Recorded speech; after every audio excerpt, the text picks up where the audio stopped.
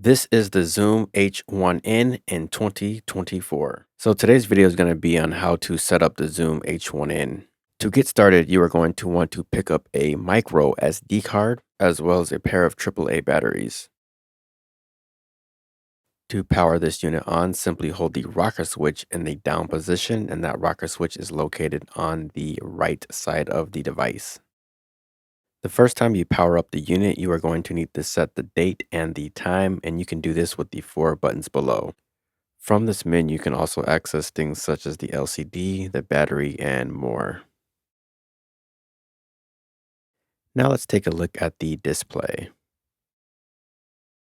The upper left-hand corner displays the file name while the top right shows the battery.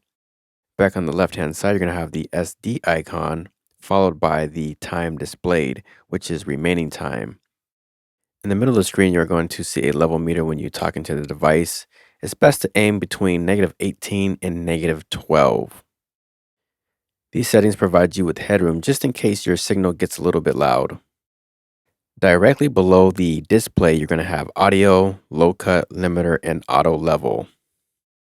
The audio button allows you to set the recording format and the bit depth. So for example, I have mine set to 48 kilohertz and 24 bits. This is typically the setting I use to get a high quality recording. You can use things like MP3, but it's not recommended if you are doing something with professional audio. The low cut button allows you to roll off some of those lows, so from 80 hertz to 160. So let's just say, for example, that you are recording maybe it's a vocal and you really don't need anything below 80 hertz when you're recording a vocal. So typically, I like to roll off the lows, or maybe you have a heater running or some type of fan, something that's clogging up the low end. You really don't need that, so that's why I have mine set to 80 hertz. The limiter button prevents your audio from clipping. So let's just say, for example, you are running and gunning and someone gets loud and you don't want to clip your audio. It's best to have the limiter button here. But if you're more in a controlled environment, then you want to have the limiter turned off. So I typically have the limiter turned off because a lot of times it adds a little bit of noise to your recording. And the last button here is the auto level, and I always have this one turned off. This one generally adds a lot of noise to your recording, so I typically have it off.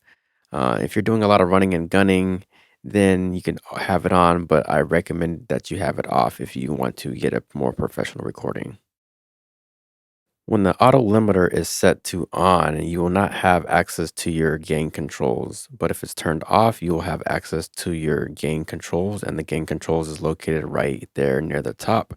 It goes from 0 all the way to 10. I typically use around 5, 6, or 7, just depending on the source. To record, just hit the record button. And for my settings, I have mine set to time remaining.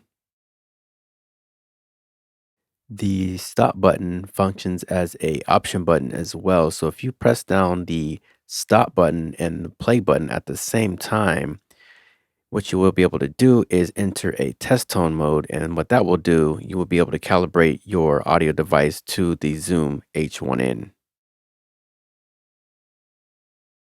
You also have additional features in playback mode. So if you just hit the play button, you will be able to see a whole set of new options. One cool feature is the mark feature. So if a song is playing, you can go back and create a mark so you can go back to it later and access it in a session.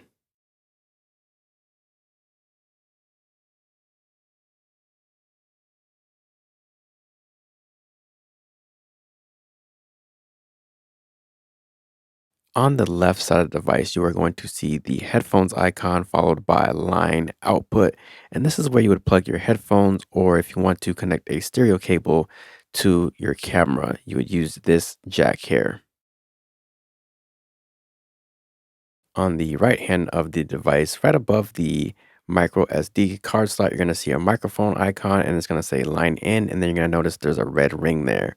That is for your 3.5 millimeter jack to plug in something such as a lavalier microphone. The Zoom H1n also has a speaker right here on the front located near the bottom. Now let's take a listen to what it sounds like with a guitar recording.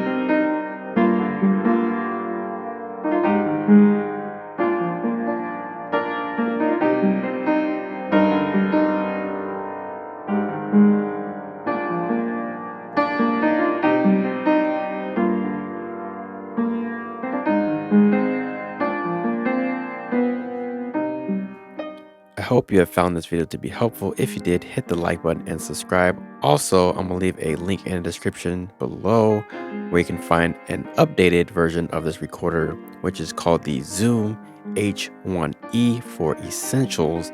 And again, I'm going to leave a link below. And the updated version includes 32-bit. So what that means is that you don't have to worry about setting any type of gain or have any type of knowledge with audio. You just simply hit the record button and start recording, and you can fix the audio levels in post-production. This whole entire video is being recorded with the Zoom H1n. I have it mic'd to my mouth on a boom stand. So if you did enjoy the quality, definitely pick up the newer version as the quality only gets better.